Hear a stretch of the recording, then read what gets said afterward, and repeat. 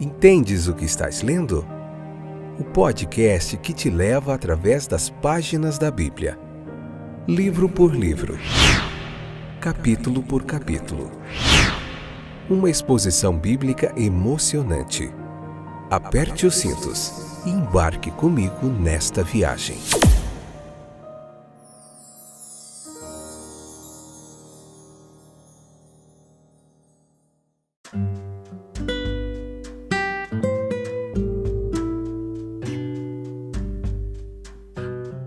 Olá, eu sou o Fábio, estou de volta para junto com você estudarmos o capítulo 13 do Evangelho de João. Hoje é episódio de número 130, segunda temporada, a parte 2 do capítulo 13 de João. Tudo bem com você? Espero que sim, apesar de lutas, todos nós temos várias dificuldades a enfrentar diariamente. Mas a promessa do Senhor para nós é que Ele estaria conosco todos os dias até a consumação do século. E nisso temos esperança, nisso se deleitamos e esperamos em Jesus para nos auxiliar em nossas fraquezas, limitações e dificuldades. Vamos falar um pouquinho hoje da lição que Ele deixou. Esse livro de João está muito legal, nós temos aprendido muitas lições legais sobre Jesus, né? E os seus ensinamentos. E hoje leia o capítulo 13, depois escute a explanação para você entender o que nós estamos falando.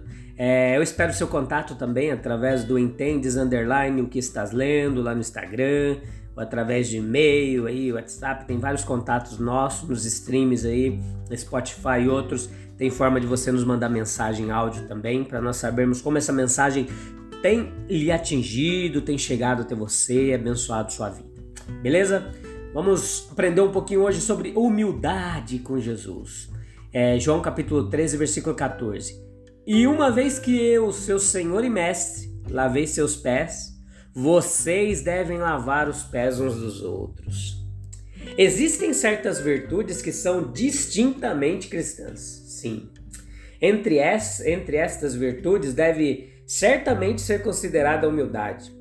O cristianismo não fez nada para elevar essa graça de caráter a uma posição mais elevada do que ocupava na estima dos antigos. O Velho Testamento, em algumas passagens, exalta a humildade de coração como aceitável ao Deus Altíssimo.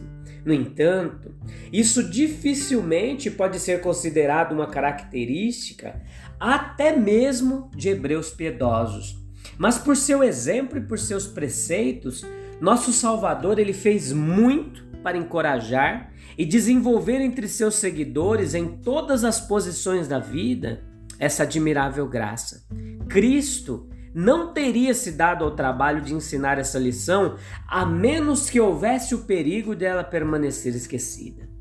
O fato de que ele, em uma ocasião solene, uma crise em seu ministério, se dignou a lavar os pés de seus discípulos sem nenhum fim em vista, exceto o ensino de humildade e ajuda esquecida de si mesmo, prova que, em sua opinião, havia necessidade urgente de tal instrução. Ninguém que conhece a natureza humana pode duvidar que a lição seja difícil de aprender. Existem disposições profundamente enraizadas no caráter pecaminoso do homem que se opõe totalmente à humildade que nosso Senhor ordena aos seus discípulos. Uma delas especialmente é o orgulho. Sim, uma opinião elevada de si mesmo é um obstáculo a ser enfrentado. Também existe o egoísmo, ou a disposição de concentrar todos os interesses e todos os esforços no prazer e no enriquecimento pessoal. Por outro lado, há uma tendência na natureza humana de desconsiderar os outros de maneira adequada, enquanto o eu é ampliado. O homem orgulhoso e egoísta tende a ser indiferente ao bem-estar de seus vizinhos, indisposto a empreender qualquer trabalho ou submeter-se a qualquer abnegação com vistas ao bem deles. Esse espírito pode degenerar em ódio positivo, especialmente por qualquer pessoa que possa ter sido prejudicial. Vilezas como malícia, inveja, ciúme podem assim entrar e contaminar a alma. Qual é a disposição e o hábito mental que nosso Senhor achou tão necessário para impressionar seus discípulos como essenciais para um verdadeiro discipulado? Qual é o exemplo que ele lhes deu para imitá-los? A lavagem dos pés era considerada necessária para o conforto e a propriedade. Foi, portanto, um verdadeiro serviço. Há dúvida na vida e há uma diferença de magnitude nos benefícios conferidos pelos membros da sociedade humana uns aos outros. Sim, há várias diferenças, mas todos os dias nós vemos alguma oportunidade de prestar algum serviço de algum tipo ou outro àqueles com quem nos associamos.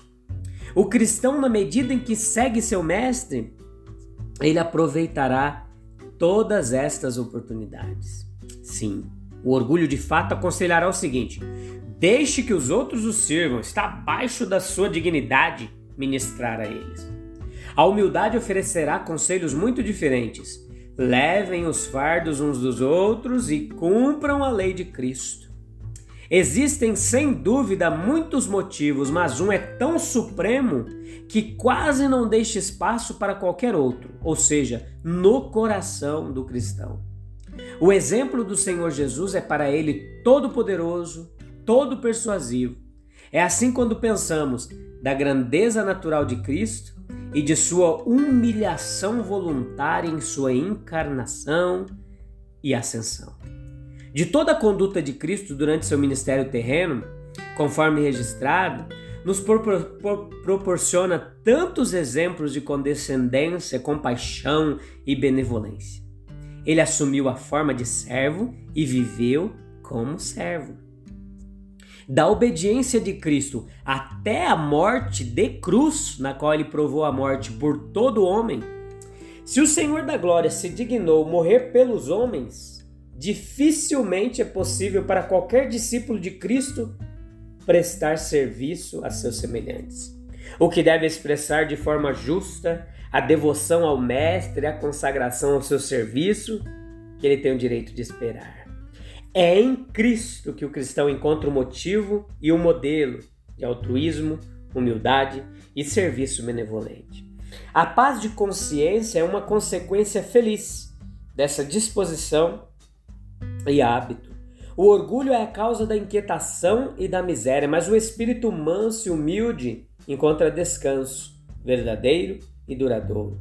Honra e exaltação pelo próprio Deus. Ele rebaixa o orgulhoso, ele exalta os humildes e mansos. Aquele que se humilha será exaltado. Antes da honra, diante dela, está a humildade. E embora a Bíblia nos dê muitos exemplos de virtude e piedade, muitas vezes foi notado que tanto quanto no Antigo quanto no Novo Testamento, o caráter humano é representado como imperfeito. Somente em Cristo seu exemplo é singularmente abrangente. Deve ter ocorrido ao estudante das biografias das Escrituras que os exemplos humanos são geralmente citados como ilustrando uma ou alguma excelências. Por exemplo, Abraão de fé, Jó de paciência, Jacó de fervor na oração, Moisés de sabedoria, mansidão, Josué de coragem, Davi de devoção, Daniel de destemor, Pedro de fervor, Paulo de zelo, João de amor. Em Cristo e somente em Cristo, toda bondade está conjunta, unida. E às vezes supõe-se que nosso Salvador exemplificou apenas as virtudes mais suaves, mas não foi assim. Embora por razões sábias este aspecto de seu caráter seja tratado com muito carinho pelos evangelistas. Havia nele harmonia divina, simetria de caráter como não pode ser encontrada em nenhum outro. Jesus viveu em um mundo pecaminoso, misturou-se livremente com homens pecadores. No entanto, ele não foi manchado pelo contato. Podem os homens comuns, na vida agitada deste mundo cotidiano, ser imitadores de Cristo? Existem abundantes ilustrações dessa possibilidade. O exemplo de Jesus é aquele que é praticável seguir. A lição que o Senhor queria transmitir era difícil. Consequentemente, ele o ensinou não simplesmente por preceito, mas por exemplo.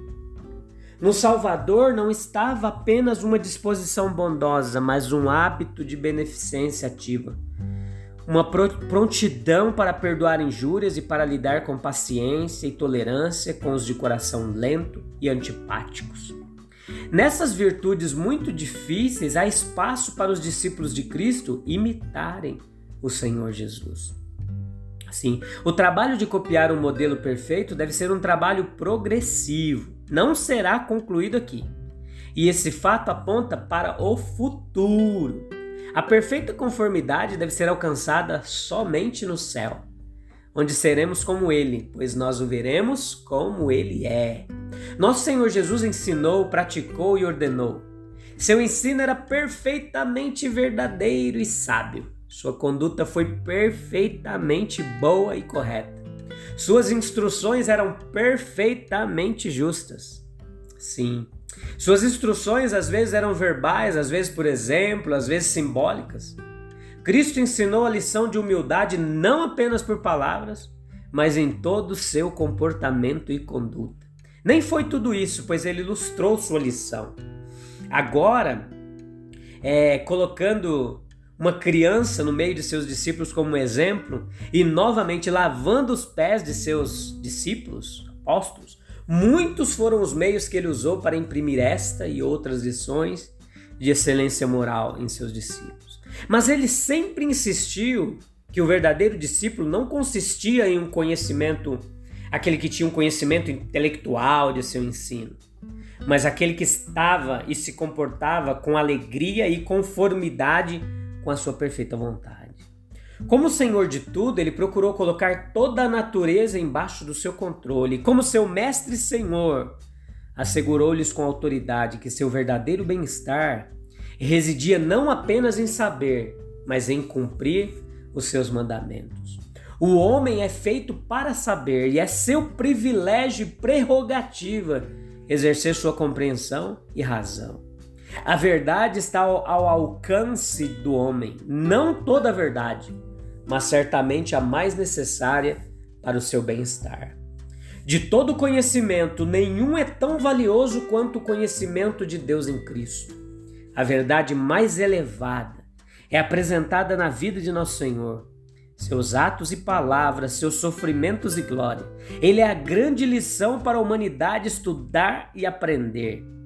Os 12 tinham meios abundantes de conhecer a Cristo e se familiarizarem com seu caráter, natureza e vontade.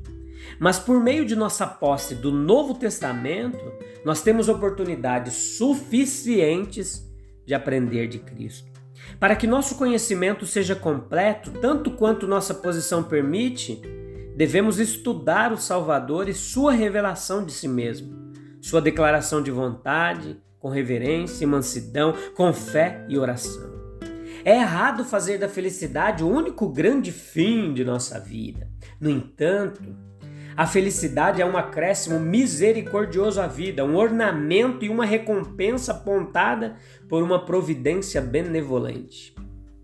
É notável a frequência com que o Senhor Jesus declarou felizes aqueles que compartilhavam de seu caráter e obedeciam à sua vontade. A busca e a aquisição de conhecimento são acompanhadas de felicidade, mas a verdadeira felicidade, ela é fruto da obediência e só podemos encontrá-la em Cristo. Beleza? Eu te espero no próximo episódio para nós continuarmos meditando mais um pouquinho. Jesus nos ensina tantas coisas, nós só precisamos pegar esses ensinamentos, colocar em prática e desfrutar já aqui nessa terra de uma vida em abundância. Deus abençoe, um abraço, fique com Ele, caminhe com Ele, viva com Ele, não largue Ele de jeito nenhum. E a gente volta em breve no próximo episódio. Um abraço, tchau, tchau.